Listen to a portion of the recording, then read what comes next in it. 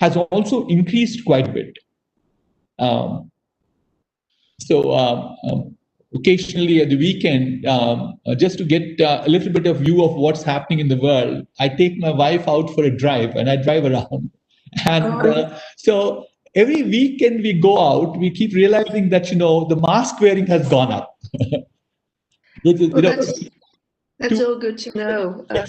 Definitely. I think thinking about my own country, masks do work. So it's very good. Very good.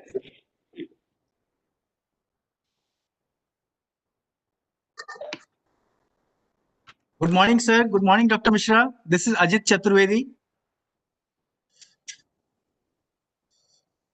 Sir, we are so delighted to have you here. And if we have your permission, we can start the proceedings.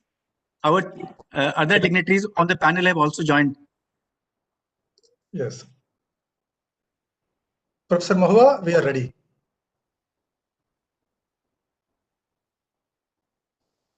She's muted. Oh, surprising. Can you hear me now? Sorry. Yes, we can hear you. We can hear you. Namaskar, sir. Namaskar. You all. Nice to see Miss Mami Bijutari also and all of you. Very nice to see you, Dr. P.K. Mishra. Good morning, Doctor. Yeah, Dr. Mishra, can we start now, sir? Yes. Yes. Yeah. Thank you. We can start now. Yeah, please. Good afternoon. On behalf of the organizing team, myself, Mahua Mukherjee, welcome you all to the first J Krishna Memorial Lecture organized by the Center of Excellence in Disaster Mitigation and Management, IIT Roorkee.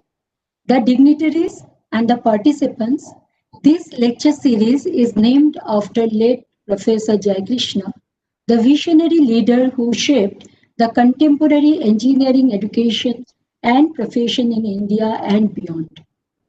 The CoEDMM at IIT Roorkee is among the first multidisciplinary techno-managerial research and education platform on disaster mitigation and management in India. Let me introduce our today's speaker. It is an honor and a proud moment for the Center and IIT Roorkee to welcome Dr. P.K. Mishra, the 2019 Sasakawa Laureate for DRR and Principal Secretary to the Prime Minister of India. He will deliver the first J Krishna Memorial Lecture. Heartiest welcome to you, sir. Thank you, sir, for accepting our invitation. Information about your talk has generated interest among all DRR professionals, both at national and international level. Now let me welcome our very special guest, Mami Mizutori-san, Head UNDRR and Special Representative of the UN Secretary General for DRR. We are overjoyed to welcome you, ma'am, the person steering the Global Resilience Mission. Please accept our humble welcome to you, Mizutori-san. I feel privileged to welcome Shri B.V.R. Mohan Reddy, Chairperson, Board of Governors, IIT Roorkee. We are eagerly waiting to hear you, sir, on this occasion. The participants, let me now extend our pleasant welcome to our guests of honor. Professor Prem Krishna, celebrated wind and steel structure expert, the worthy son of late Professor J Krishna. He has been mentored by his luminous father aptly. He has served the institute and the profession at various capacities. We welcome you, sir. Dr. R.K. Vandari, renowned expert on landslide hazard and ex-director of CSIR CBRI Roorkee. He is a distinguished visiting professor of the center and the IIT Roorkee. We are grateful to you, sir, for accepting our invitation. I request Dr. R.K. Vandari to say a few words on Professor J Krishna. Thank you, It's indeed a rare privilege and honor for me to be part of the first J Krishna Memorial Lecture. At the outset, I congratulate IIT for the endowment lecture series. It's indeed a most appropriate response to the United Nations call given in September 2019 for the decade of action. And it is going to take India towards its destination, disaster-free India. Dr. J Krishna has left behind indelible marks of his footprints on the sands of time. Thousands and thousands across the globe, including me, respect him as our role model. On occasions like this, I am often tongue-tied, and my dilemma is what candle I can light to pay homage to someone who was himself a beacon of light. The hard fact of life is that he continues to light our candles of wisdom even when he is no more with us. It would be rather inappropriate for all of us to judge his greatness merely by scanning through a long list of awards and recognitions that he has received. Padma Bhushan, 1972, and he was S.S. Bhatnagar awardee way back in 1966, and this is like India's Nobel Prize for Scientists. He received National Design Award, Lifetime Contribution Award of the Indian National Academy of Engineering, the highest given by the Academy. Kotle Gold Medal, Thomson Prize, Japan Society's Disaster Prevention Prize, so on and so forth. I wouldn't waste time in taking you to that. But I would say that as time passes, it's quite possible that the future generation may not recognize him in terms of these awards, but they would certainly speak about him in terms of his professional contributions. He was indeed a professional giant, an original thinker, a great educationist, a visionary leader, an innovator, and an institution builder. The rich legacy that he has left behind and the flame that he has lit will continue to illuminate our path for generations to come. It's a blessing of the providence that we have none other than Dr. P.K. Mishra, Principal Secretary to Honorable Prime Minister of India, to give a head start and deliver the first J Krishna Memorial Oration. As you are all aware, Dr. P.K. Mishra himself is an iconic figure, known for his rare qualities of head and heart, maturity, patience, cool temperament, and of course, the seminal contribution in the field of disaster mitigation and management, earthquake, disaster risk mitigation. When the earthquake in Gujarat struck in 2001, Dr. Mishra himself led post-disaster recovery and management from the front. He later documented his recollections, lessons, and insights in the form of a book, which is our priceless treasure. I especially mention this, Dr. Mishra, because I see quite a bit in common with what Dr. J Krishna stood for and the impact of his contribution. In fact, Dr. J Krishna left for heavenly abode in 1999. Earthquake occurred in 2001. But we could see the invisible. Dozens of professionals trained by Dr. J Krishna were at work in Gujarat. And just to cite one example, Professor A.S. Arya from IIT Roorkee was part of your team there. The gracious participation today of Madam Mami Mizutori, Special Representative of the Secretary General and Head UNDRR, Sri Mohan Reddy, Chair, Board of Governors of IIT Roorkee, Dr. Ajit Chaturvedi, and Dr. Prem Krishna make this event truly historic. I see a resonance between the ideas and ideals inherited from Dr. J Krishna and what I've been hearing from these gentlemen. I'll just cite an example. On 23rd of September 2019, UN Climate Action Summit took place and our Prime Minister announced Global Coalition for Disaster Resilient Infrastructure. It's at its first anniversary only a few weeks ago. Madam Mami Mizutori advanced 5-point proposal. If one were to dive deep into the very points that are rooted in the message and link it with what Professor J Krishna used to teach us, I see quite a bit of commonality. Point 1 says infrastructure risks resilience. And when I look at Professor J Krishna's life and time, he was the first to speak about infrastructure risk resilience as part of the national and local risk reduction strategies.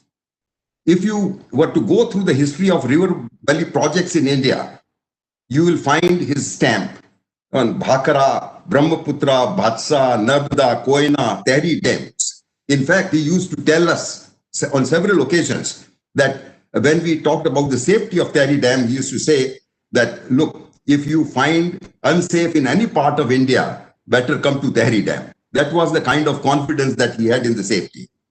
And he always worked for the safety of the and vulnerable people. His work on earthquake-safe masonry buildings is monumental. Point 2 says strengthening of infrastructure regulations. Now, he was the first in India to mastermind BIS codes in earthquake safety designs. In fact, at a time when many advanced countries could not think of, he was the one who came forward to educate us on this. Risk measuring and monitoring is the point 3 made by Madam Mami Mizutori. And I would like to tell her that until 1960s, there was nothing of measurements in India. The first in India to think of strong motion instruments for credible ground motion, data and safety, it was Dr. J Krishna. And I won't have time to go through it, but if you read through this, it is one thing which put India on the world map. Private sector partnership for building sustainable and resilient infrastructures is yet another point made by Mami Mizutori. Now, let me inform her that at that time in India, we have only had the Indian National Science Academy, and realizing the need for private sector participation, that was one of the motivation. Professor J Krishna came out with the idea of establishing Indian National Academy of Engineering, of which he was the first president or founder president. And her last point, enhancing knowledge and capacity building. Let me tell something which is obvious to all of us, is that he devoted his entire life to write the grammar and vocabulary of earthquake risk reduction in this country. We are fortunate to have Sri B.V.R. Mohan Reddy, Chair of Board of Governors of IIT Roorkee. His gracious presence brightens the event for many reasons, but I would take one only, and that is that he is a fellow of the Indian National Academy of Engineering, of which Dr. J Krishna was founding president. The academy was registered on 20th April 1987, inaugurated by none other than the Prime Minister of India on 11th April 1998. And in that meeting, P.V. Narasimha Rao ji were present. He later became the Prime Minister of India, and Dr. K.R. Narayanan was also present, who became the President of India. And at that time, before everybody, Dr. J Krishna articulated the vision for the academy, where he said, promote all-round excellence, focus on futuristic planning for country's development in the 21st century, grow engineering education to face real-life problems, promote innovation, and serve as a national think tank to provide unbiased, independent opinion and recommendations to the government of India. So that was his vision at that time. And Sri Mohan Reddy, in his TED lecture, as an entrepreneur, advises 3 lessons for the youth, and one of which was to scout for look for new ideas. Let me tell you, sir, that Dr. J Krishna exactly did that. Recognition of young talent was one of the points high on his agenda, and that is what he sold to as a vision to the Academy of Engineering. Dr. Chaturvedi, director of IIT Roorkee, must be justly proud of this event today, and also because Dr. J Krishna and his son, Professor Prem Krishna, are there with us. Both Professor J Krishna and Dr. Prem Krishna are products of this great institute. Both place Roorkee on the world map. And just Google and you will find that there is a memorable tribute to Dr. J Krishna in almost all academies where he was associated with, particularly the American Academy. He was the first professor from University of Roorkee to become Vice Chancellor, and first few of the people who made a human's contribution. He was father of engineering seismology in India, father of soil mechanics, father of structural dynamics in India, masterminded BIS course. He was founder president of ISET and International Association of Engineering, Earthquake Engineering. So these are some of the things, but I would like to end with at least one of my personal recollection. I met Professor J. Krishna first in 1976, and when he was preparing to hand over the Vice Chancellorship to Dr. Jagdish Narayan, who took over in 1977. At that time, 144 megawatt Chila powerhouse was under construction in 9 kilometers away from Hardwar. I, as a geoscientist, used to visit that place very frequently, and I found a remarkable shear zone there, which was a very big challenge to the engineers. Now, that reminded me of my college education in Imperial College, where Mangla Dam was under construction in 1958-67, and Professor Scampton spotted it out, and that changed the whole complex of designs. So I brought this to the notice of the then Vice Chancellor, Dr. J. Krishna, who is himself an eminent geotechnical engineer, and Professor J. Krishna. Jagdish Narayan told me that, look, this is a very serious problem and all that, and since not much of work is being done in this country on this, we can't hold up the project. So let us remove the whole crust and then be done with it. But when I told the same thing to Professor J. Krishna, he said, he straight asked me what ideas you have. And I told him, I said, sir, we can deal with these shear zones provided we equip ourselves by the geotechnical digital systems and attendant equipment. Then he said that I am with you, please go ahead and do it. And just to say this, that I went full steam ahead, took the strength of his support, established that laboratory, demonstrated that we could test those shear zones that produce PhDs also. And then one day, to my surprise, I found that he came unannounced to my laboratory. And then we had to really look for a photographer, and that photograph is my cherished treasure today. So what I feel is that some of these invisible things that he has done, they will not go on record. This is only one thing I have suggested, but there are many others. So in conclusion, I would say that IIT Roorkee has the weight of history, is a robust foundation, rich traditions, and the Center of Excellence for Disaster Mitigation, therefore, can leapfrog to deliver on national priorities and Prime Minister's 10-point agenda. I had the privilege of establishing centers at Anna University and VIT University, and now I am privileged to be associated with Center at Roorkee. In the recent convocation address at IIT Guwahati, Honorable Prime Minister has given a call for establishing center at IIT Guwahati. It is my recommendation that IIT could be formally connected with the centers across the country in carrying out the legacy of Professor J. Krishna. People of J. Krishna's stature never dies. The endowment lecture is yet another milestone in our journey towards disaster-free.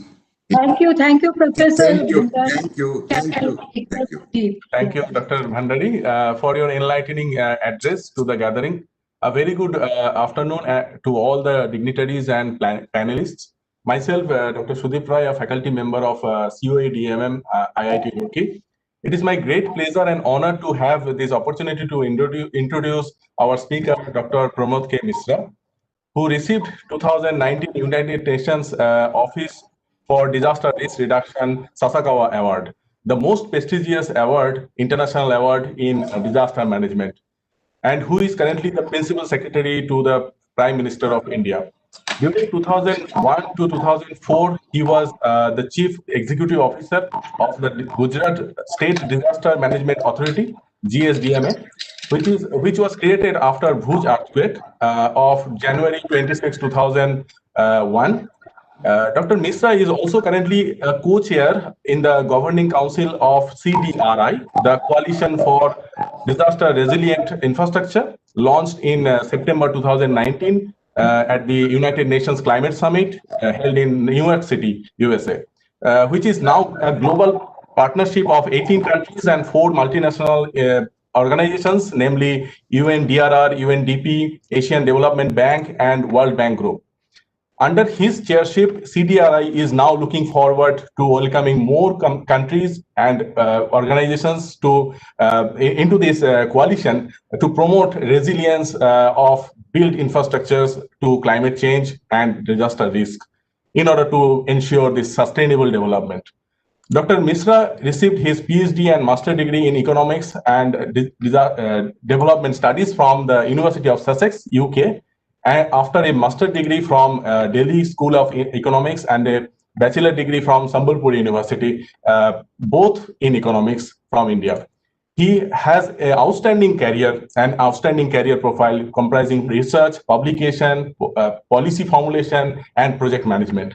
Dr. Mishra worked in association with Padma Shri late Professor A.S. Arya, an Indian structural engineer and an emeritus professor of IIT Roorkee.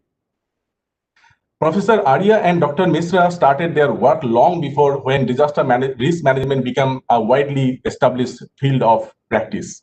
They tried to bridge the gap between earthquake technology and the poorest people in the earthquake-prone regions of the world. Today, on behalf of our center and the IITR community, I would like to convey that we feel proud and honored to have Dr. Mishra among us to deliver the first J Krishna Memorial Lecture of our JKML series, and that too on a very contemporary topic during this pandemic, COVID-19, Black Swan events, and the future of disaster risk management in India. All the participants in the event are requested to write your questions in the QA section of the WebEx or in the chat box in the YouTube broadcast channel that we are running. Without further delay, please join me to give a warm welcome to Dr. P.K. Mishra. Good afternoon and welcome, sir. Thank you, Professor Roy. Sri B.B.R. Mohan Reddy, Chairperson, Board of Governors, IIT Roorkee, Professor Chaturvedi, Director, IIT Roorkee, members of faculty and staff, distinguished participants from India and many other countries, and dear students. I am honored to present the first Professor J Krishna Memorial Lecture organized by the Indian Institute of Technology, Roorkee. I hope I'm audible. Yes, sir. Yes, sir. Okay. I am honored to present the first J Krishna Memorial Lecture organized by the Indian Institute of Technology, Roorkee, which has a history and legacy of 173 years, one of the earliest centers of engineering education in the modern world.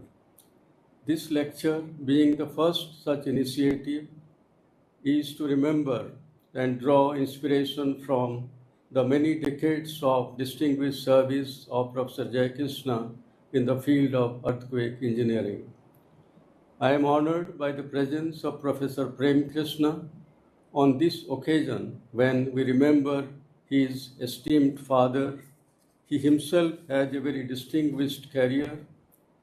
Dr. R.K. Bhandari, whom I know for many years and admire his erudition, as all of you saw just now, and contribution is also with us today.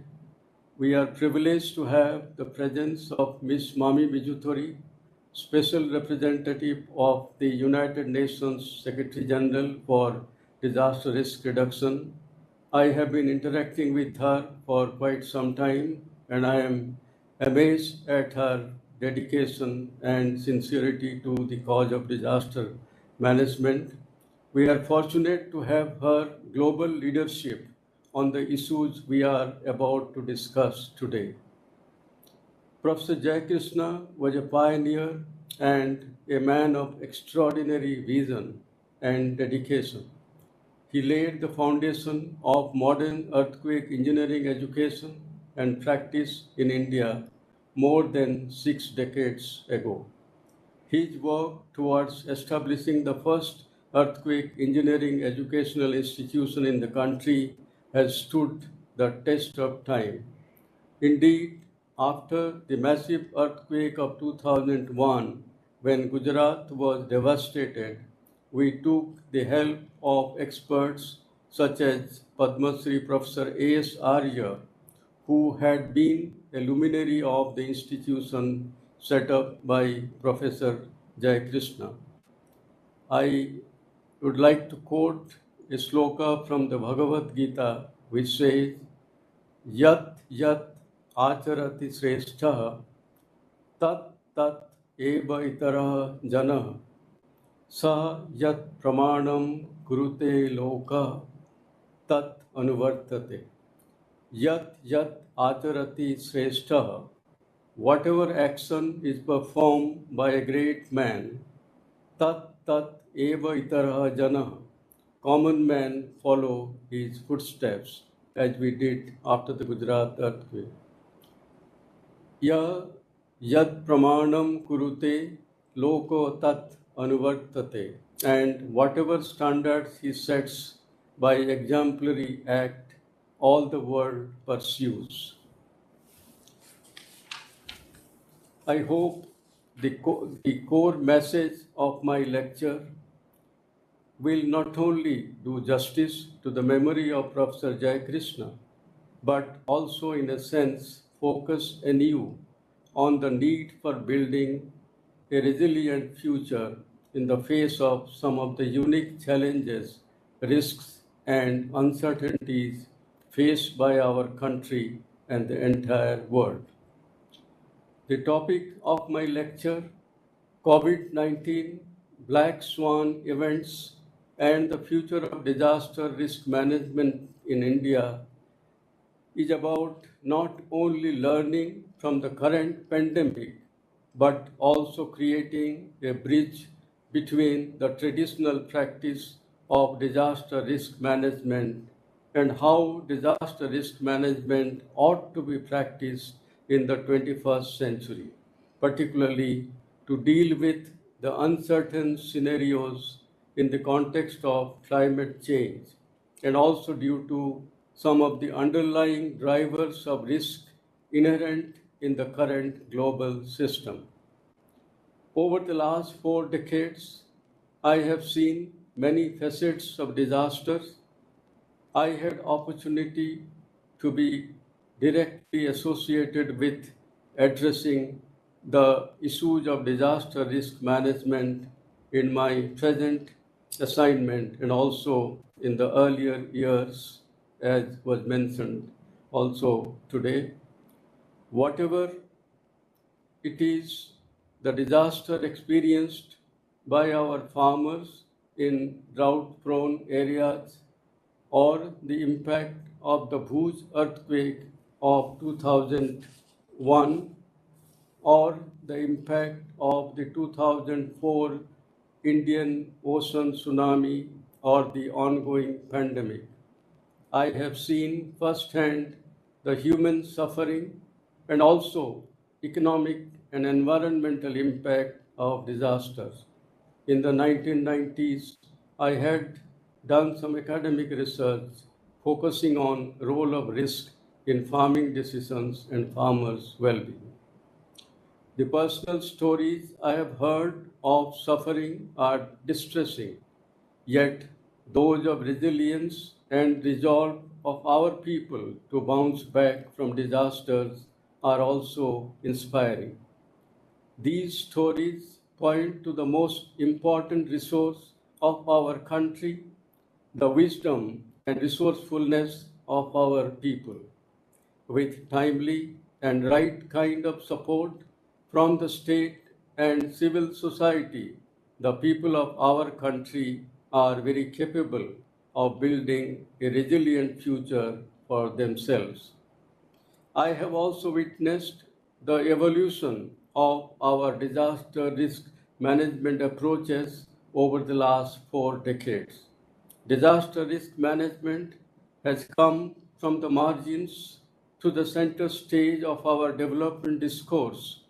It is no longer seen as a narrow, specialized field, but something that requires the engagement of multiple disciplines, not just the STEM disciplines, science, technology, energy, and math, but also social sciences. For example, we now understand that when a building is built poorly in an earthquake-prone area, it is, of course, an engineering problem, but it is also a problem of governance, and it is also a social and economic problem. This understanding has informed the practice of disaster risk management in the country, especially over the last decade or so. This has borne results. For example, our success in reducing cyclone-related mortality is lauded globally. Going beyond our own needs, after the Indian Ocean tsunami, we played a pivotal role in establishing an end-to-end tsunami early warning system for the Indian Ocean. While we need to celebrate and consolidate our accomplishments, we must acknowledge that we have a long way to go in building a resilient future.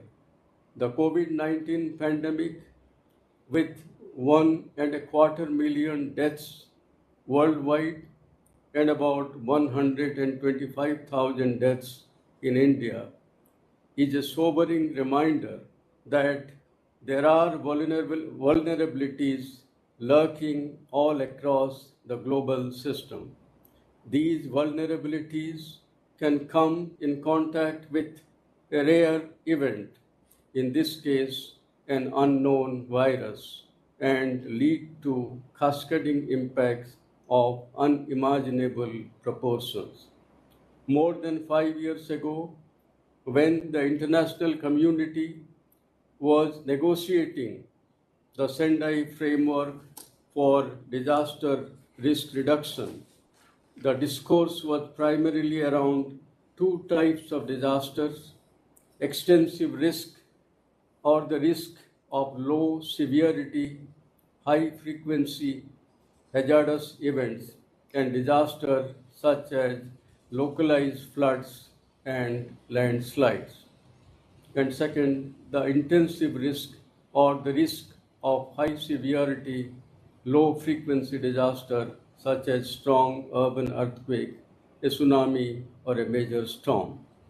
Both these types of risks can be identified, quantified, and evaluated. The deliberations recognize the need for addressing both these types of risks in a comprehensive manner. This would require a multi-tiered disaster risk governance system in each country, as well as regional and international collaboration. Back in 2014-15, during the preparatory discussion for the Sendai framework, there was little discussion or no discussion on black swan events, the kind of rare events that have outsized impact, are hard to fully anticipate or harder still to model their impact. Yet, in this century, we have seen black swan events of global implications.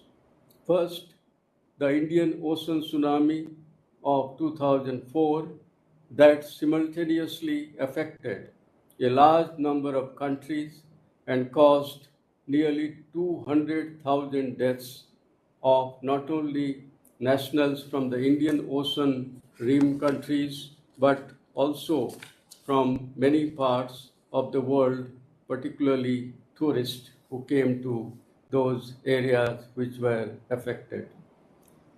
Second, the crash of the United States housing market during the 2008 financial crisis is a well-known black swan event.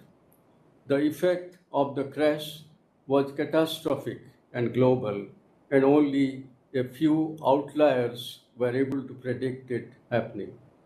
The third example, almost 10 years ago, we saw the triple disaster in Japan when an earthquake led to a tsunami, which then affected the Fukushima nuclear plant.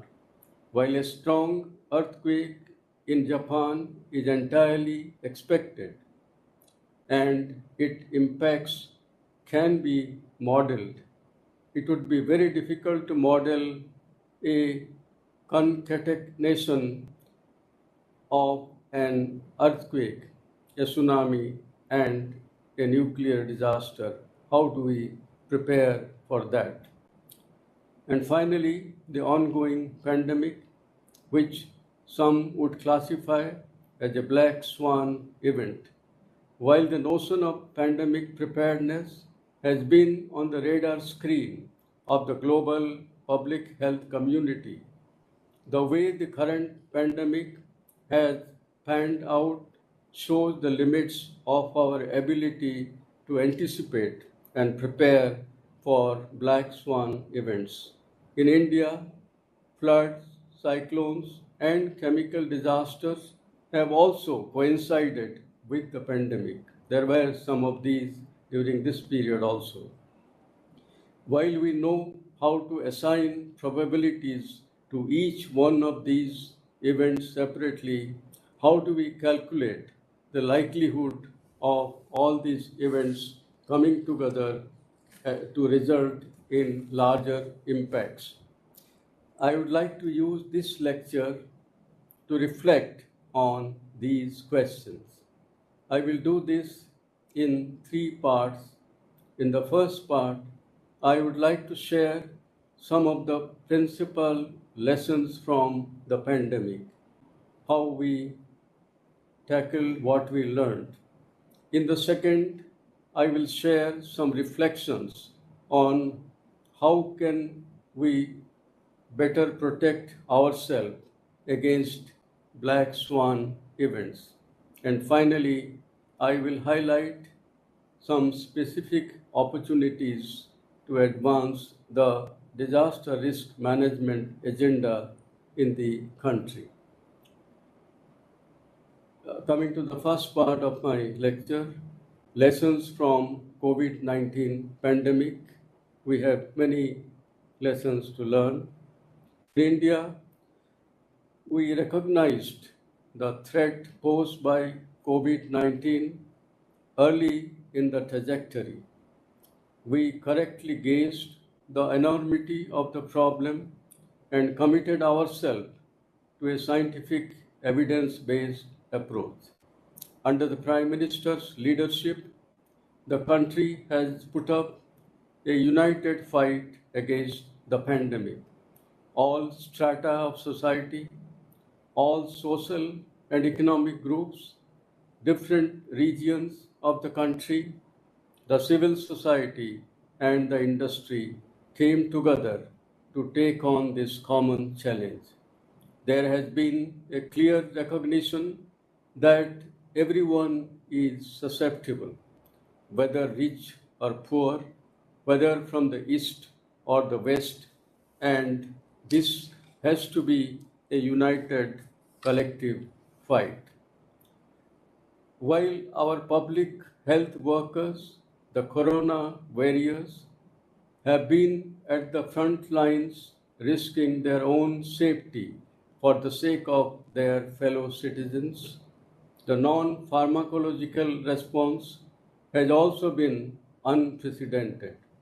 constant communication between different parts of society, between central and state governments, among the state governments, between government and civil society has been the hallmark of our response.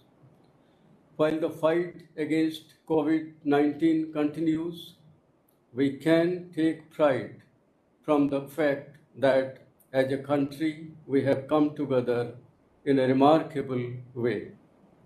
Our substantive approach has been characterized by 5 key elements. First, repurposing capacities from multiple disciplines, including their research capacity. Whether the DRDO or the scientific institutions, they repurpose their capacity to produce, whether it is testing kits or to research, quicken their research in vaccine. A context-specific, calibrated approach to scaling diagnostics, clinical management capacities. For example, when the COVID started, we had only one lab to test. Now we have more than 2,000. We had capacity for a few hundred. Now we have 15,000 tests per day. Third, an all of the government approach, not merely the disaster management agency. Fourth, an all of the society approach, galvanizing the capacities and cooperation of each and every citizen. And finally, a judicious use of technology within the constraints and possibilities of our own context. An example, of course, is Arogya Setu, and of course, a lot of scientific research. While we are still in the middle of the pandemic, from a disaster risk management perspective, we can draw 5 key lessons. First, the need for more dynamic risk assessment tool. In all the 5 examples, I will indicate what has been done and also what are the limitations and the scope for improvement. Need for dynamic risk assessment tools. In line with our commitment to a scientific evidence-based approach to mitigating and managing the impact of COVID-19, the government was open to receiving scientific inputs from all possible sources, whether it was related to epidemiological modeling of the disease, or for anticipating its geographical spread, or conducting a gap analysis of our health infrastructure. Some conventional disaster risk assessment tools were used to map various hazard, vulnerability, and exposure parameters, such as current incidence of the spread of the virus, infection doubling rate, population density, age structure of the population, and state of health facilities, and estimate the risk of spread of disease in different locations. We took the help of eminent doctors, scientists, and others. Some of it proved useful, but most such analyses were inadequate for decision making on 3 counts. A, the information was not granular enough. In the Indian context, a district also is too large a unit of analysis. A district may be red, and consequently, the district collector could close down all its economic activity, but in reality, the risk may be confined to a small part of the district. B, the information was not dynamic enough.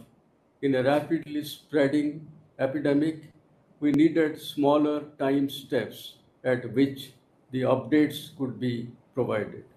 And C, the analysis were not adequately informed by the local drivers of risk.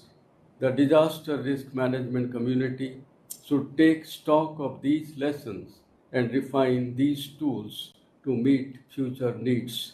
This is a problem and challenge not only for our country but for many countries as well. The second lesson, no substitute for community action. COVID-19 is caused by an invisible agent. The virus has insidious ways of jumping from one host to another. While an efficient test, isolate, treat regime, is essential for containment in a populous country like India, there is no substitute for community action. In states where communities are active drivers of surveillance rather than subjects of the system, efficiency in containing the spread of COVID-19 is higher. Greater community involvement and leadership also enables the government to keep an ear to the ground, anticipating unintended consequences of government action and taking corrective steps. Third, risk is global, resilience is local. Risk is global, resilience is local. COVID-19 is affecting the entire world. In some sense, everyone lives downstream. The emergence of the virus and actions taken or not taken elsewhere are leading to its spread. Global interconnectedness is a major driver of the spread of the disease. However, in the current scenario, how this disease is impacting different locations seems to be determined by how resilient communities are and how robust the local level public health system. For the scale of the disaster that is COVID-19, there needs to be more global cooperation for proactively sharing good practices on efficient surveillance systems, treatment protocols, and methods for repurposing existing resources to fight COVID-19. For the future, this has two implications. One, greater investment in local level resilience and self-reliance, as reflected in the Prime Minister's call for Atmanirbhar Bharat, and two, even greater international cooperation towards fighting a global disaster. Fourth, from managing risk to managing uncertainty. The COVID-19 pandemic is riddled with a lot of uncertainties. While the characteristics of the strain of coronavirus causing COVID-19 have been studied, there are many uncertainties about how COVID-19 progresses. There are contradictory reports about its effects on different age groups, the effectiveness of different treatment protocols, the likelihood of a population achieving herd immunity, and the likelihood of early development and deployment of a vaccine. There are even greater uncertainties about local drivers of risk. Policymakers have to make decisions under great uncertainty. The traditional disaster risk management paradigm is attuned to using the analysis of past events, their frequency, intensity, and impact to quantify risk and devise risk management strategies for the future. We need to bridge the gap between traditional disaster risk management and risk management in an uncertain environment. Here I make a distinction between risk and uncertainty as has been done widely in the recent literature. And finally, the fifth lesson, from managing risk to building resilience. The fifth lesson is a corollary of the previous one. In our country, for the last 2 decades, we have been talking about a paradigm shift from relief to response, to preparedness and mitigation and risk reduction. I believe we are poised for the next leap from risk reduction to resilience. During the pandemic, we have witnessed the limits of a traditional risk reduction approach, which assumes that risks can be precisely identified, mapped, and quantified and reduced. But how do we manage risks that are not yet fully understood, let alone quantified? Should we allow for more redundancies in our economic system, or should we continue to focus on extreme efficiencies in our economic system, the famous debate between efficiency, equity, efficiency and optimality, and so on? I do not imply that we should abandon traditional disaster risk reduction. That would be erroneous. We have to do a much better job of reducing the unknown risks too. But in the 21st century world, that is not going to be enough. We have to focus on systemic resilience by building redundancies.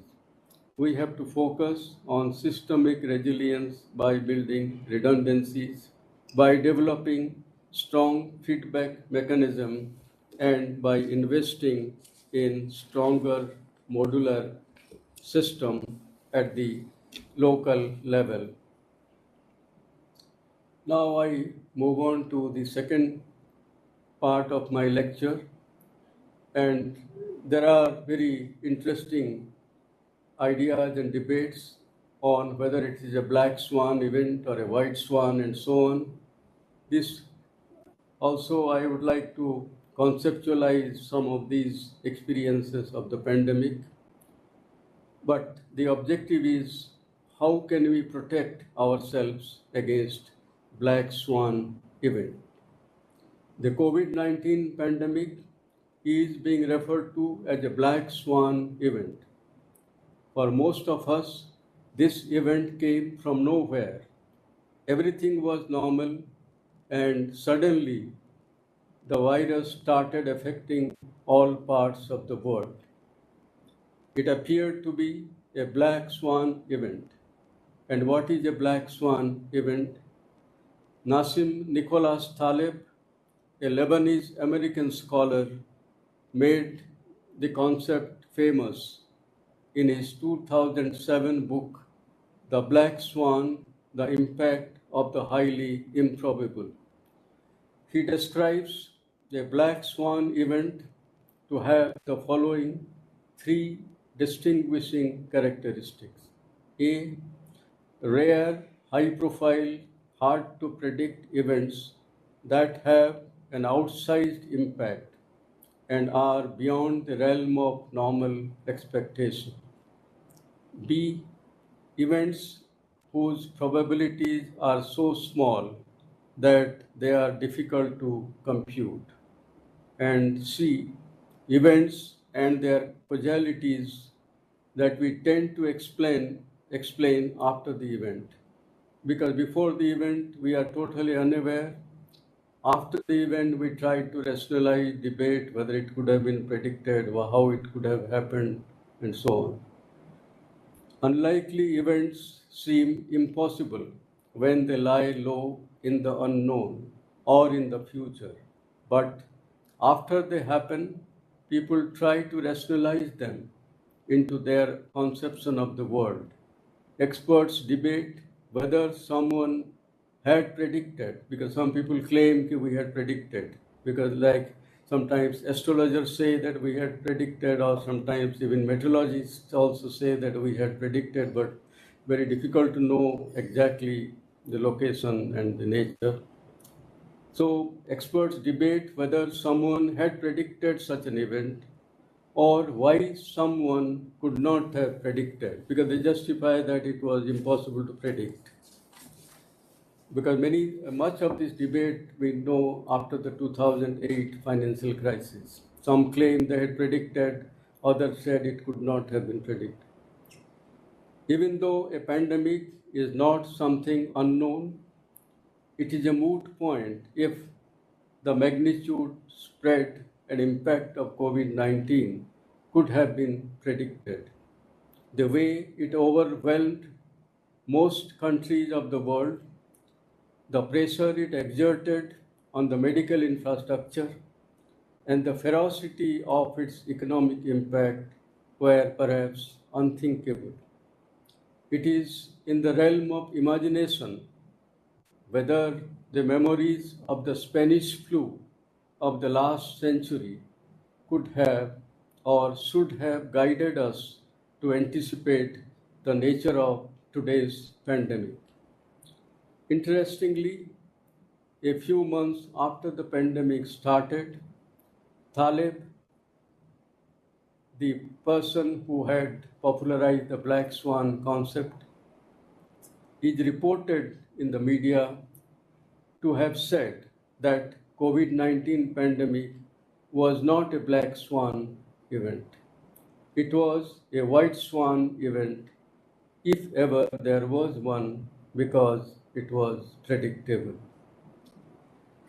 I am sure when the present pandemic settles down, there will be more debate whether it was indeed a black swan event or something entirely expected and anticipated. While I have provocatively used black swan in the title of this lecture, my objective here is to not get into an academic purist debate on terminology. My objective is to engage in a forward-looking conversation on how we can be better prepared and build robustness to face negative events, not only a pandemic, but any event that has a similar disproportionate impact. And here I would like to quote Soren Kierkegaard, an early 19th century Danish philosopher, who said, "Life can only be understood backwards, but it must be lived forwards." Life can only be understood backwards, but it must be lived forward. While we will retrospectively analyze COVID-19, it is more important to work towards minimizing the negative outcomes of a future extreme event that is not as yet on our horizon. Taleb, same author who popularized black swan concept, in his 2012, a later book entitled Anti-Fragile, Things That Gain from Disorder. The title of the book is Anti-Fragile, Things That Gain from Disorder, introduced the concept of anti-fragile, opposite of fragile. Of course, he said there is no word opposite of fragile, so he used the word expression anti-fragile as a solution to black swan problem. According to him, anti-fragility is beyond resilience and robustness. Anti-fragility is beyond robustness and resilience. The resilient resists shocks and stays the same. The anti-fragile gets better. This property is behind everything that has changed with time. Evolution, culture, ideas, revolutions, political systems, technological innovations, and so on. Proliferating global networks, both physical and virtual, lead to more interdependent and fragile systems. not only risks such as pathogens, but also computer viruses or hacking of information networks or reckless actions of financial institutions or spectacular acts of terror can make the system fragile. Any adverse event can cause rolling and widening collapse, a black swan event, in the same way as that the failure of a single transformer can collapse an electricity grid. For Taleb, an anti-fragile country would encourage the distribution of smaller, more local, experimental, and self-reliant entities. Governments should, for example, be an insurer of health care, though he prefers not a centrally run medical care system. But Taleb would prefer a decentralized system in smaller jurisdictions. In the Indian context, I propose that our efforts to become more anti-fragile, if I am permitted to use the term, of course, more commonly we use more resilient to black swan events. This approach should rest on the following 5 pillars. First, a further strengthened disaster risk management system, particularly at the local level. In the course of fighting COVID-19, almost all the states encouraged local level innovations to seek people's active cooperation in bringing behavioral changes and alleviating collective distress. It included setting up community surveillance mechanism, enlisting the support of volunteers, disbursing cash assistance to the people who are stuck, organizing community kitchens, and providing essential supplies to the people in containment zones. We also saw the local level mobilization through ASHA, Anganwadi, and multipurpose health workers across the country, which helped us reach out to the masses for testing, isolating, and treating people. Our success in dealing with COVID-19 was critically linked to these initiatives at the community level. However, these community level initiatives need to be supported and reinforced through efforts by central and state governments. We cannot realize their potential without adequate capacities and resources for risk management at the local level. We need to strengthen institutions like District Disaster Management Authority, Indian Red Cross, and similar institutions at the local level. Second, resilient infrastructure, including social, economic, and environmental.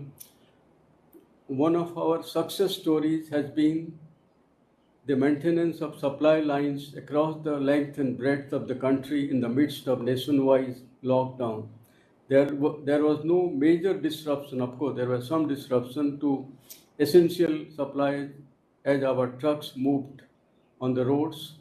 Not just that, the private sector joined our extraordinary efforts to augment essential health supplies such as testing kits, masks, PPEs, and sanitizers across the country. We organize Vande Bharat missions and Shramik special trains to bring millions of stranded people back to their homes. It speaks of the resilience of our infrastructure, which also helped us deal with several other crises during this period: flood, cyclone, desert locusts, and the crisis on the northern borders. Our infrastructure system, of course, need to be further strengthened by building multiple redundancies. The government of India has initiated a specific multilateral initiative, as it was mentioned earlier, Coalition for Disaster Resilient Infrastructure, the CDRI, to work with key infrastructure sectors to improve resilience in the sector. One of the areas that need special attention is improving the resilience of our digital communication. As digital access has emerged as the most empowering tool, this is one area we need to pursue with a sense of urgency, but particularly in the post-COVID world.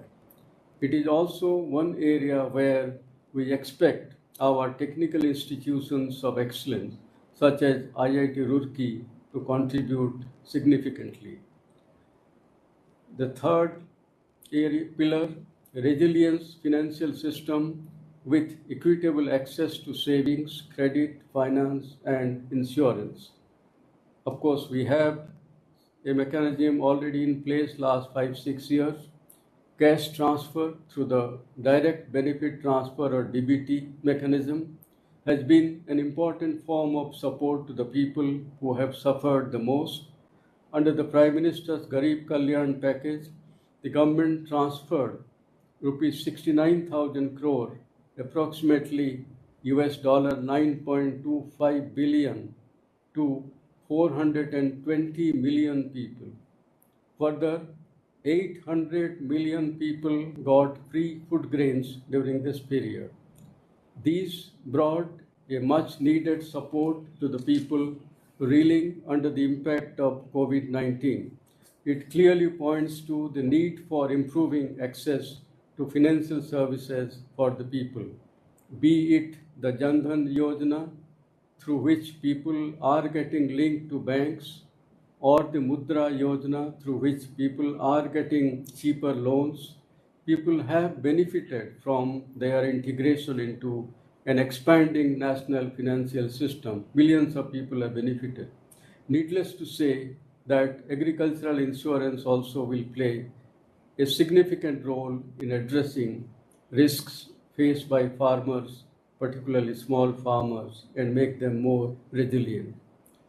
This integration, of course, needs to be reinforced further in several ways through encouraging enterprise, bringing more economic activities into the formal sector, and increasing people's awareness of diversity of financial services. Stronger the outreach and depth of our financial system, greater the resilience at the household and community level. The fourth pillar, social protection, especially for those in the informal economy. The pandemic, as it spread and played out not just in India, but across the countries, has clearly shown that social protection would always be an important strand of our intervention. Even the most developed nations needed to extend social protection to their people as people lost their jobs and income. We have a functional social protection system in the country, which is implemented through cash transfer, as I mentioned, the DBT mechanism, food supplies through the public distribution system, and cash for work through the rural employment guarantee schemes. In addition, all the state governments took several steps to help people with provisions for quarantines, cooked food, and cash assistance. Both the important initiatives, Pradhan Mantri Kalyan Package and Atmanirbhar Bharat, have included strong elements of social protection. Despite these efforts, this is an area which can always be improved further with the support of civil society and others. With all the enabling mechanisms available through the digital infrastructure, we can improve our social protection, ensure a more efficient transfer of benefits, and particularly for weaker social groups, women, and informal workers. And the fifth or the final pillar, sustainable natural resource management. Finally, there is a strong sustainability angle that we need to pursue. In many ways, the pandemic has come across as a backlash against the excesses of our consumption. We need to take step back. We need to take a step back and assess how we can find a better balance with nature, which clearly implies that we value our natural resources, rivers, wetlands, mountains, forests, coastlines, and biodiversity, as we accelerate our economic recovery and push the country towards becoming a global manufacturing hub. We also need to improve the management of natural resources, ensure clear water and air, maintain our rivers and coastlines, and enhance people's access to these environmental resources. They enrich our inner and outer lives and build our defenses against different risks, natural hazards, as well as risks arising from industrial and information economy. And finally, the final part of my lecture before I conclude in a few minutes, it is the next leap, future of disaster risk management in India. There is much to take satisfaction from India's achievements in the area of disaster risk management over the last 2 decades. However, it is not enough. On the one hand, we have to do a lot more to reduce the risk of losses from well-known disasters, and on the other, we have to be prepared for the less understood or unexpected disaster risk. In the coming years, compartmentalization of different risks will be increasingly difficult and even impractical. At the same time, as the much repeated phrase goes, past is no longer a good guide for the future. Past is no longer a good guide for the future. Climate variability and change, combined with continued population increase and economic growth, are driving a rapid overall rise in global disaster risk. Although India is at the forefront of climate change mitigation efforts, we are also at a high risk of losses from extreme events related to weather and climate. COVID-19 has shown us the power of the exponential. It has shown us how impacts can escalate quickly. Is it analogous to what might happen when the climate change tipping points are reached suddenly and a very large number of people are affected? While investing in our resilience, there are 2 specific opportunities that we can and should pursue. First, let me highlight the recommendations of the 15th Finance Commission in its report for the year 2020-21 submitted last year, and I hope the same approach will be there in the final report, which is going to be submitted in a few days. For the first time, we have a predictable way of financing all aspects of a disaster risk management cycle. We now have dedicated resources for the entire complement of disaster mitigation, disaster preparedness, disaster relief and rescue, and disaster recovery and reconstruction. This is an unparalleled opportunity to pursue disaster risk management in the country in a holistic manner. It is important for us to ensure that utilization of these funding windows is done in a meaningful manner. The preparatory work for instituting the right kind of implementation mechanism will require us to draw upon all our past experience collectively and at the same time exercise our imagination to pursue a broader resilience agenda. Otherwise, there is every danger that it could be reduced to a mechanical process of only applying some administrative norms without adequate focus on the outcomes. My second point is that we have to pursue disaster risk management and more broadly resilience as a strategic area of national interest. Over the past 6 years, we have increasingly worked with other countries on various aspects of disaster management. We now lead a global initiative on disaster resilient infrastructure.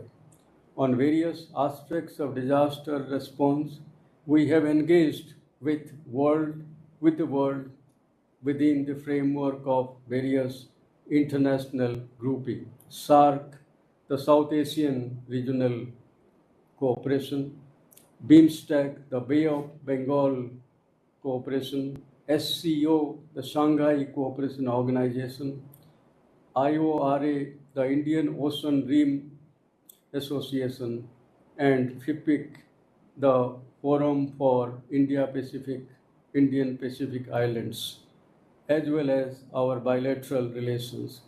We have to embrace knowledge and experience sharing as an essential element of building resilience.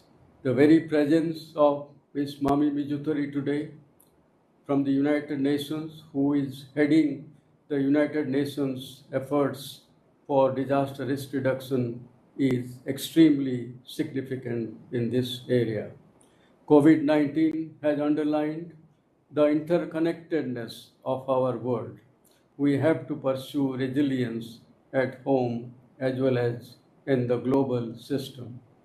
I believe we have a conducive policy environment in the country, and we are already making efforts in the direction of, if I may use the word, anti-fragility. In fact, several elements of our Prime Minister's initiative of Atmanirbhar Bharat, as well as the very historical reform measures, not only in the financial sector, but also in agriculture and labor, and many other sectors, even space and atomic energy, with a medium-term and long-term perspective, will bring about far-reaching changes in our economy and polity and make us more resilient and more anti-fragile. Further, the National Education Policy 2020 has a comprehensive approach so as to enable young people to innovate and be better equipped to face uncertainties of the future. So finally, I will conclude my long speech, which is probably much longer, and I hope I have not strained your patience. In concluding, I would like to say that over the past decades, our country and the world have seen unprecedented progress in economic and human development. However, the COVID-19 has shown all of this progress is at risk. COVID-19 and other events of the last 2 decades have shown us the consequences of failing to reduce these risks. A large part of this risk is well understood, and collectively, the world has the wherewithal, experience, expertise, and resources to manage these risks. However, we have to also build our robustness and resilience to risk that may not be known or may not be fully understood yet. Earlier in this lecture, I have already highlighted the 5 pillars of our efforts in this direction. Going further, we need to innovate on a continuous basis in order to develop systems that are resilient and anti-fragile.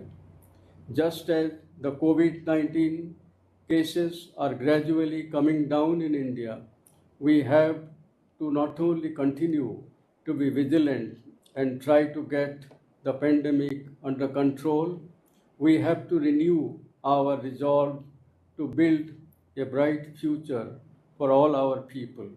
The dream of becoming a 5 trillion economy is critical to ensuring the well-being of each and every citizen, especially the poorest and the most vulnerable.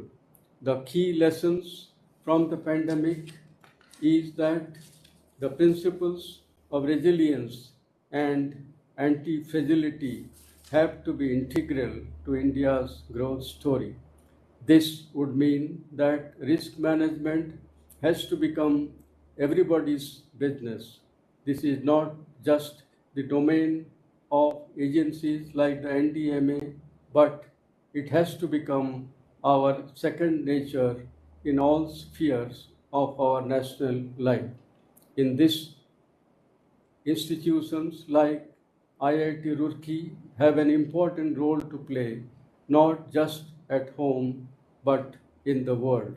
I am sure that an institution like IIT Roorkee that has played a vital role in nation building for almost 2 centuries will rise to this challenge.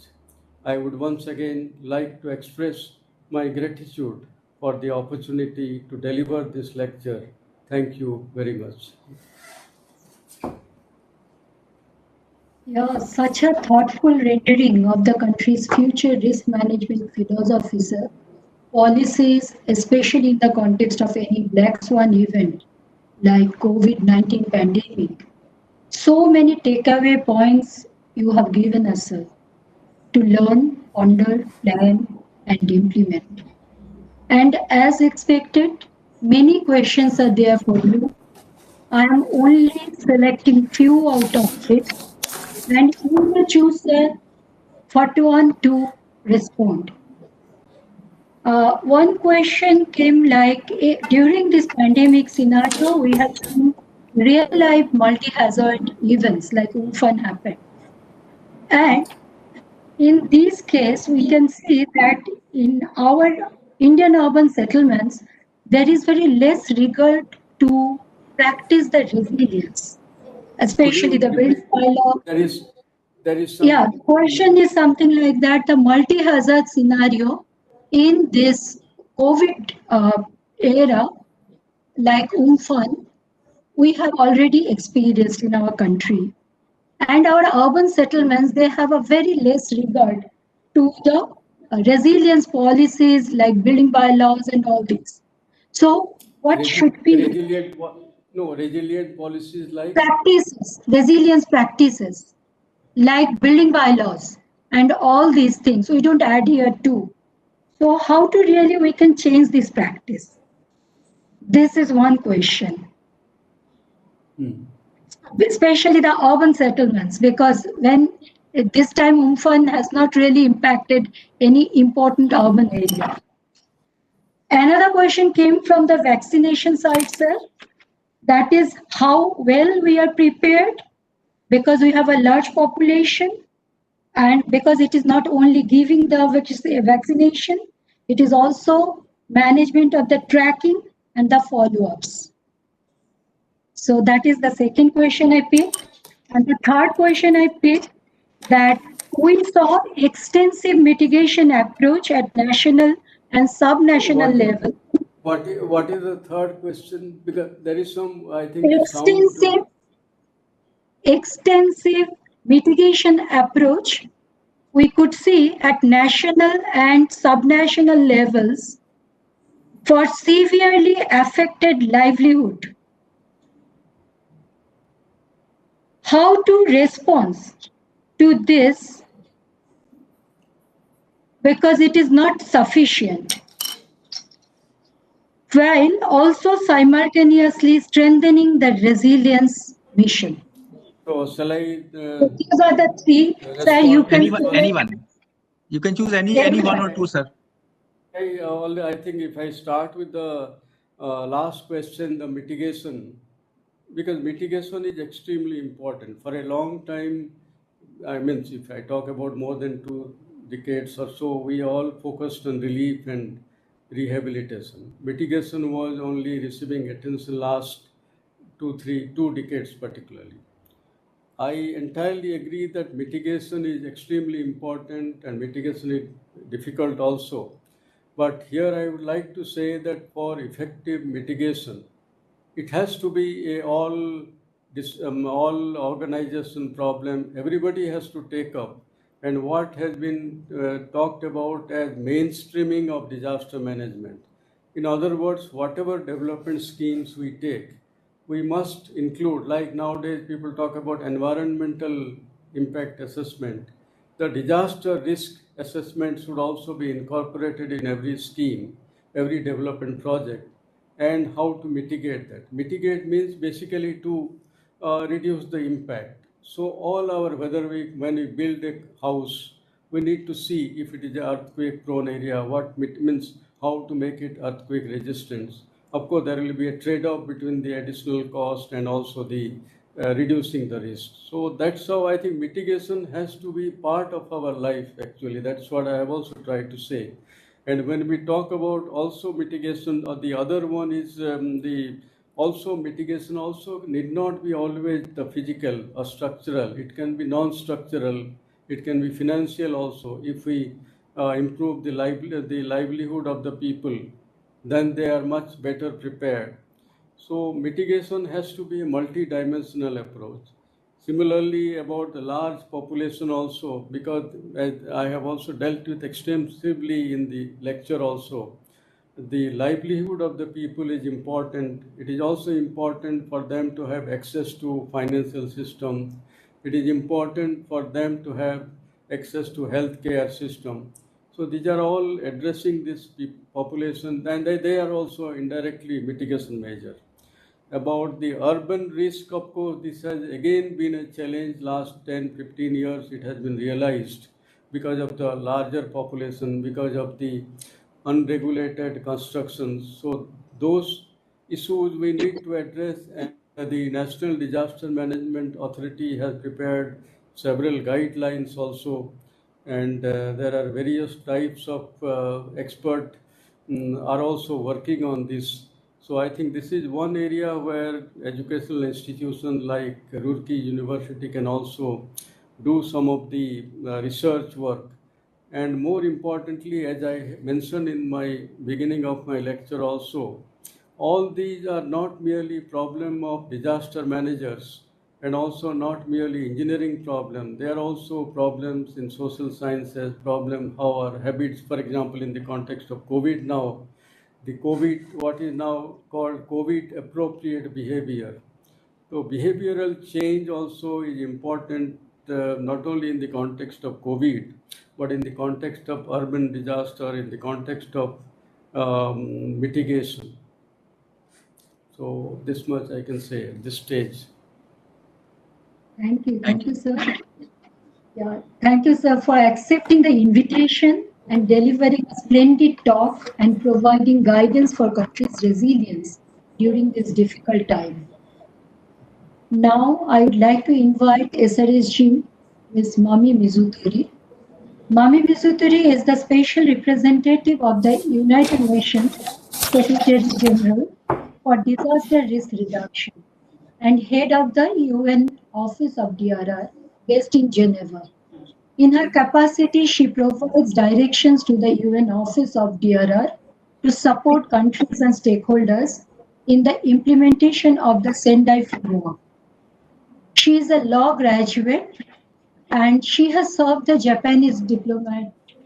Prior to her joining UN, Ma'am was executive director of the Sainsbury Institute for the Study of Japanese Art and Cultures, University of East Anglia, UK, since 2011.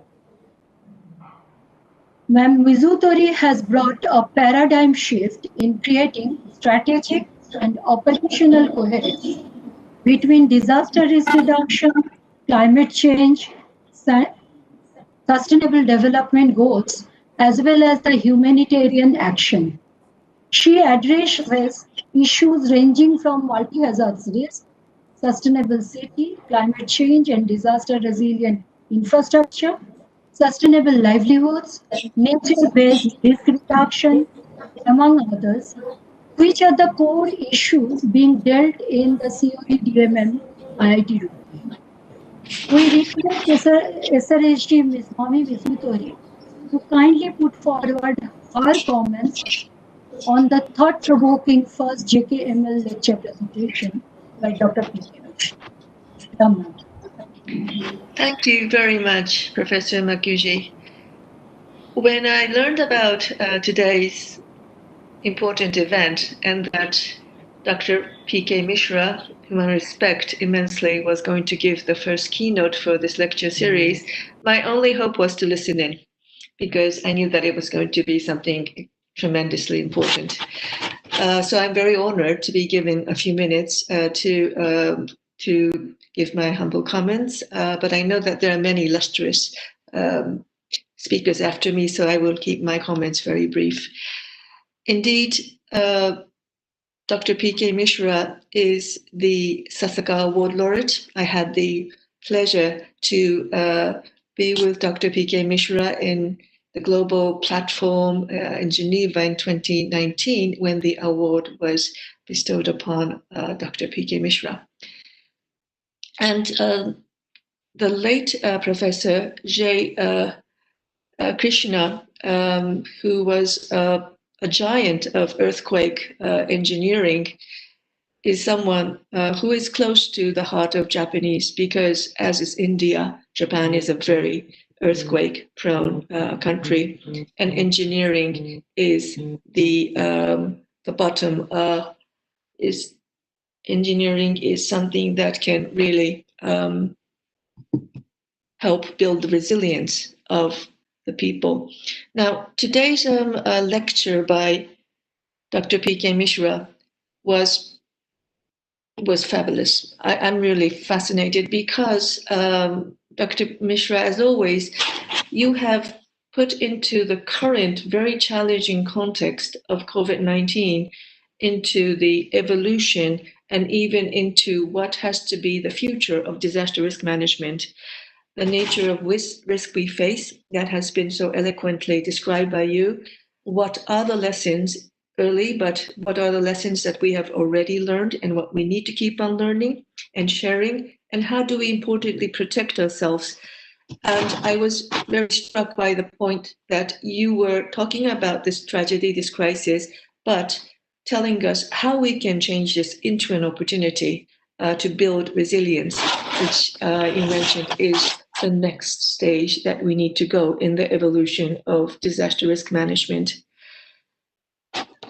I felt that the fact that, and this is what you always do, put people at the center of your narrative is so important, because disaster risk reduction, disaster risk management is not a technical issue, it's a political issue in the sense that the political leaders have to approach this with a view that this is what causes human suffering more than anything else. And so it has to be dealt from the lens of how do we reduce the human suffering from disasters, and the point that you made that the risk is global, but the resilience is local is so important. This is something that we have learned time and time again, the resilience of the local level, the local community. But as you mentioned, it has to be vertically connected with the central government's vision that yes, we need to strengthen the local resilience. And it has been such a pleasure for me working with Indian government and Dr. P.K. Mishra, my organization since 2016, when India hosted the first regional platform ministerial conference on disaster risk reduction since the adoption of Sendai framework. and since then, towards the launch of the Coalition for Disaster Resilience Infrastructure, which is, again, not only about infrastructure in the sense of gray infrastructure. Again, this is about people, and it comes at a very important time, the launch and the operationalization of CDRI, because COVID-19, as you have mentioned, Dr. P.K. Mishra, has really taught us that infrastructure needs to work at the very most dire time during these crises as COVID-19. And finally, as you mentioned, Dr. P.K. Mishra, we are facing COVID-19, but we are facing many other things, and importantly, climate emergency. We cannot isolate ourselves from climate emergency. There is no vaccine for climate emergency. So there is so much out there that we need to protect ourselves and, importantly, the most vulnerable people, because again, Sendai Framework is about leaving no one behind. So I am very encouraged by all the things that you have mentioned, and very honored that I am in a position that can work very closely with you in the government. And definitely this is a crisis, this is a tragedy, but we will overcome it, and we will keep on working for the resilience of the countries, the regions, and the global community. Thank you very much. Yeah, the sensitivity and the wisdom which you shared while commenting on Dr. Mishra's erudite lecture has made us captivated, ma'am. We are grateful to have you here in this event to make the first J Krishna Memorial Lecture a milestone, not only for IIT Roorkee, but also for the country. We place our naman to you, ma'am. Our next speaker was Professor Prem Krishna. Due to some technical problem, he could not join us. He knows our center before the center became functional. So we were really expecting to hear from him how the center can go forward, and he was trying to talk many things. But for the problem, I could not really bring him in front of all of you. I'm really sorry for that. Now I would like to request Professor Chaturvedi, our director, IIT Roorkee, to say a few words. Dr. P.K. Mishra, Principal Secretary to the Prime Minister of India, Ms. Mami Mizutori, Special Representative of the United Nations Secretary General for Disaster Risk Reduction, Shri BVR Mohan Reddy, Chairman Board of Governors of IIT Roorkee, Dr. R.K. Bhandari, Distinguished Visiting Professor of the Center of Excellence for Disaster Mitigation and Management, and our former colleague, Professor Prem Krishna, and other attendees. We are delighted that the inaugural lecture of the Professor J Krishna Memorial Lecture Series has been delivered by Dr. P.K. Mishra. Throughout the lecture, I was always thinking whether I'm listening to a statesman, whether I'm listening to a seasoned bureaucrat, or I'm listening to somebody who has spent his entire life in academia. It was the blend of all the three. We have learned so many things from this very erudite lecture that it will take several days to dig out the several pearls that you have thrown at us. And I would like to assure you, sir, that you have given responsibilities to IIT Roorkee several times during your lecture, and we will try to take each of your words very seriously to see what best we can do, not only for our country, but as you rightly said, that we owe a responsibility to the global world. I'm sure that your lecture will ensure that the significance and standing of this lecture series will grow among the professionals who work in the area of disaster management. This will also ensure that eminent people will readily agree to speak in subsequent editions of this lecture series, and hopefully in future it will become an important landmark in the calendar of all professionals working in this area. In fact, if required in subsequent years, when we return to normal in-person lectures, we will not hesitate in shifting the venue of this series to Delhi if that will be required by the stature that this lecture series will hopefully gain. Incidentally, we have initiated such a lecture series in every department center of the Institute. It provides an occasion to honor our stalwarts and get inspired by their work. It also helps us in getting connected with and learning from eminent persons who speak in these lecture series. During normal times, when the speakers visit our campus, we also get an opportunity to showcase our work to them. Today's event is special for one more reason. It is the first public event of our newly nominated Chairman Board of Governors, Shri BVR Mohan Reddy. We are sure that the Institute will gain a lot from his vast experience and guidance that he will provide us. Before I end, I wanted to share an important development with all of you, and I'm sure Dr. P.K. Mishra and Madam Mami Mizutori will be very happy to hear what I'm going to say. As we know, several regional alliances of disaster research institutes exist across the world, such as in North America, Europe, Africa. Our Center of Excellence for Disaster Mitigation and Management has taken the initiative to forge a South Asia alliance of all disaster recovery institutes. With the efforts of Professor Mahua Mukherjee, we hope it will become a reality very soon. We wish her all the best. Thank you. Thank you, sir. Thank you for this wonderful announcement, especially. Now it is my pleasure to welcome Shri BVR Mohan Reddy, recipient of Padma Shri, for his contribution to Indian industry once again. He is the founder and executive chairman of the multinational company Swan, which focuses on engineering, manufacturing, data analytics, and networks and operations. He has held top positions at NASSCOM and CII. Recently, we are privileged to have him as the Chairperson, Board of Governors, IIT Roorkee. Sir, kindly share your thoughts with the participants. Yes. Thank you. Ladies and gentlemen, greetings to all of you.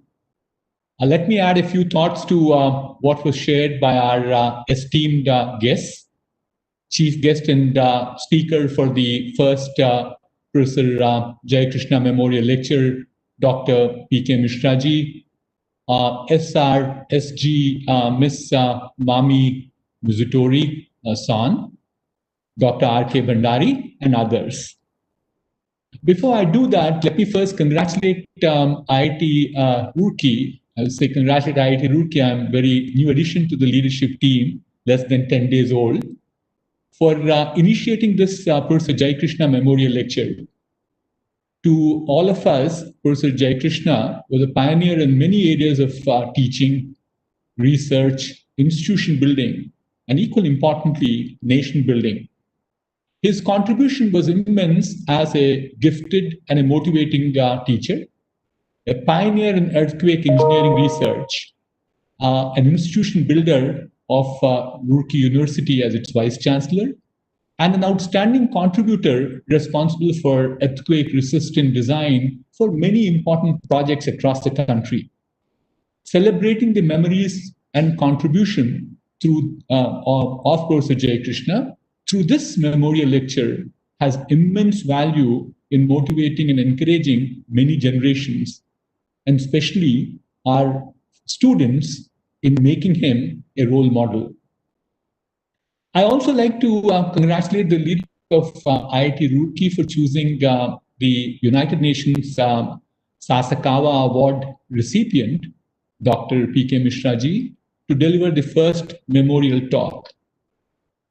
Dr. Mishra, who has been an outstanding civil servant with an amazing contribution in policy making and equally importantly, flawless execution thereafter. I'm sure there's been enough said about his speech today. He spoke at length on many issues. And from an entrepreneurial perspective or a business perspective, an industry perspective, I keep saying great leaders are people who make very complex problems as simple as they are. I think he peeled everything out to tell us exactly how we have to ensure that risk, while it is global, resilience has to be local. He also told us all about learning from the past, living in the present, and planning for future. And all these I can go on, but I don't want to repeat his speech. Sir, thank you very much. You were extremely brilliant. Let me add a few thoughts of mine to what has been said so far. And I might probably quote a few things from Dr. Mishra ji. While global healthcare crisis created by COVID-19 pandemic is threatening their lives and livelihood, we also have to recognize that something very interesting is happening in parallel. The digital technology, which was slowly transforming the world, started an unparalleled acceleration and amplification. Digital technology is the center of today's economic development debate. The pandemic has pushed societies to an inflection point where embracing technology is no longer an option, but is a necessity. Dr. Mishra ji also talked about it, saying that how connectivity becomes extremely important. The digital transformation is impacting every business and every industry. In disaster management is no exception. We are seeing enormous use of software applications. We're seeing use of sensors, which are more popularly called as IoT or Internet of Things, collecting data online, real time. Enormous amount of use of AI, artificial intelligence, machine learning to help swift decisions to provide medical support and save lives. Using affordable computing is helping everyone. I encourage our student population, especially, to upskill in these technologies, for they have profound impact on our economic development and inclusion. We also have a pressing need for business, academia, and governments to adapt to this new shift. In the middle of this huge transformation, Government of India announced many major initiatives, but two of them I'll call out. One is Atmanirbhar Bharat, and the other is the National Education Policy 2020. Atmanirbhar Bharat will provide us self-reliance by upscaling the growth of Indian industry, its skills, and its capabilities. It will also make our nation resilient and less vulnerable to shocks and integrate Indian industries with global supply chains. The National Education Policy 2020 seeks to provide comprehensive framework for school and higher education in the country. And NEP 2020 focuses on embracing technology and upgrading our learning programs to equip our students with innovation and the best of skills. I was very impressed. Dr. Mishra ji also talked extensively about innovation at a number of occasions in his lecture. These initiatives will go a long way to build new Bharat. Thank you, Professor Ajit Chaturvedi and Professor Mahua Mukherjee for inviting such amazing speakers and me for this memorial lecture. Let me conclude on a positive note. The world weathered the Great Depression, which followed the 1918 Spanish flu pandemic, with one thing called industrialization. This time we will come out from the current Black Swan event stronger as victors, with technology muzzling the way. With the right steps and actions from education institutions, business industry, governments in India, we can take this crisis as an opportunity and convert it into a white swan event to build new Bharat. With this, I'll conclude by saying thank you very much for inviting me. And I think it's a great opportunity for people like me to be at IIT Roorkee. And I wish you all the best. Thank you. Thank you very much.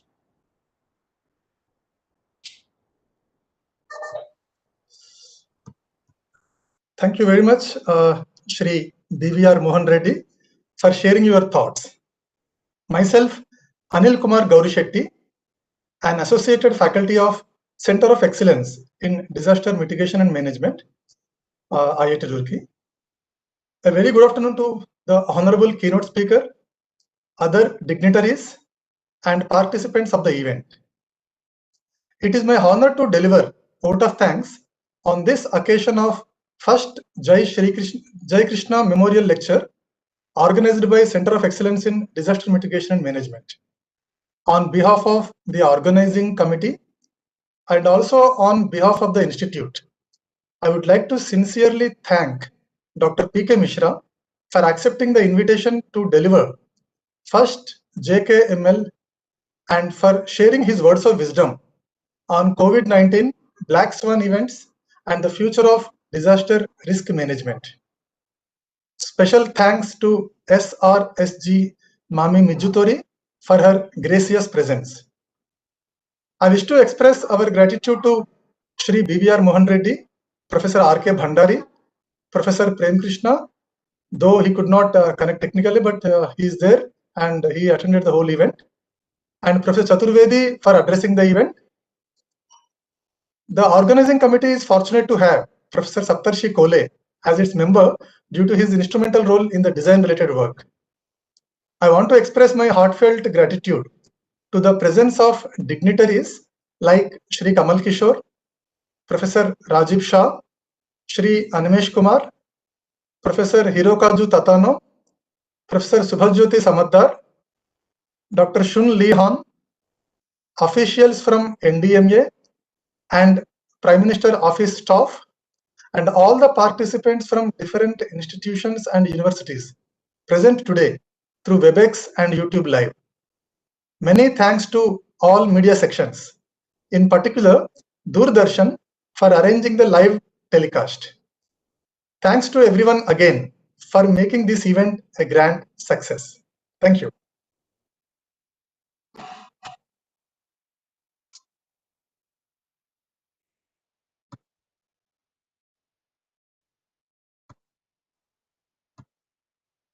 Thank you. I think we can sign off. Yeah. The event is over. Thank you, Mami Mizutori. Thank you, Shri Reddy, Mr. Bhandari. Thank you. Thank you, sir. Thank you to everyone for joining. Dr. Mishra, thank you. You can sign. I think, yeah. Yeah, I think you can.